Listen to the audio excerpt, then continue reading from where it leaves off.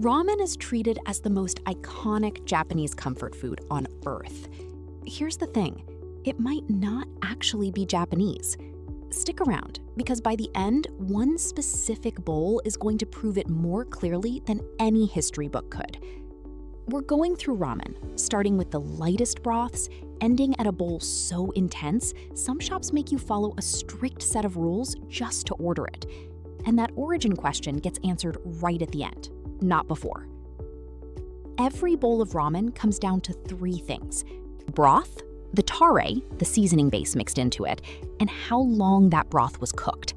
Change any one of those and you get a completely different bowl. Let's start with the lightest version on the list. Shio Ramen. Shio means salt, and this is the clearest, lightest broth in ramen. Usually chicken or seafood based, seasoned simply enough that you can actually see through it. It's the closest thing to ramen's original, unadorned form, before broths got heavier and more layered. Shoyu Ramen. Shoyu Ramen uses a soy sauce base, giving it a darker color and a saltier, more savory depth than Shio. It's the most common style across Japan, and probably the version most people picture first when they hear the word ramen. That's still a fairly light bowl. The next one comes from a much colder part of Japan, and it shows. Miso Ramen. Miso Ramen originated in Hokkaido, Japan's northernmost region, where winters are brutal, and a heavier, more calorie-dense broth made practical sense. Fermented soybean paste gets blended into the broth, giving it a thick, nutty, slightly sweet intensity that Shio and Shoyu don't have. Tsukemen. Tsukemen flips the format entirely. The noodles and the broth are served separately, with the broth reduced down until it's thick and concentrated, almost like a dipping sauce. You pick up the noodles, dip them, eat. Because the broth isn't diluted by sitting with the noodles the whole time, it can carry far more intensity than a normal bowl. That's flavor concentrated on purpose. The next one adds heat on purpose. Every bowl so far has been a variation on broth and seasoning. The next few take it further, into heat, into hours of cooking, and eventually into a bowl most people physically can't finish. Tantanmen. Tantanmen is Japan's take on a Sichuan Chinese dish, built around a spicy, sesame-heavy broth, often with ground pork on top.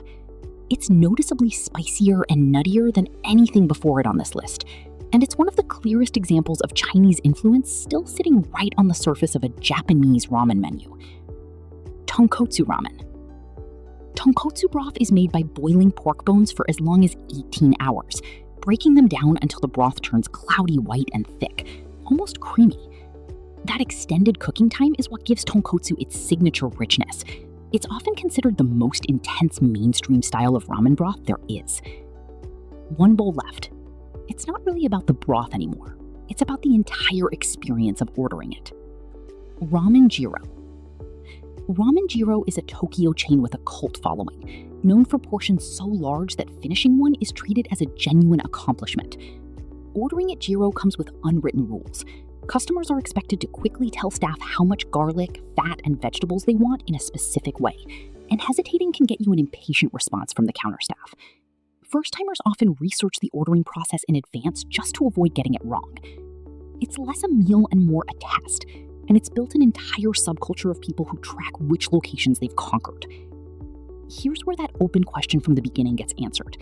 Ramen actually traces back to Chinese wheat noodle dishes, brought into Japan through Yokohama's Chinatown in the late 1800s. The dish was originally called shina soba, an old Japanese term for Chinese noodles, not ramen at all. Its name and image were deliberately reshaped afterward, moving it from being seen as a Chinese import to being treated as something distinctly Japanese. Ramen Jiro, tonkotsu, tantanmen, everything on this list, all the way down to the culture built around ordering it correctly, sits on top of a Chinese noodle dish that Japan rebuilt, renamed, and eventually made its own. So next time you're slurping a bowl, you're not just eating noodles. You're tasting 100 years of one country adapting another's dish until the original almost disappeared from the story entirely altogether. If that changed how you look at your next bowl, hit subscribe. We've done rice, steak, coffee, and cheese the same way, and there's more coming.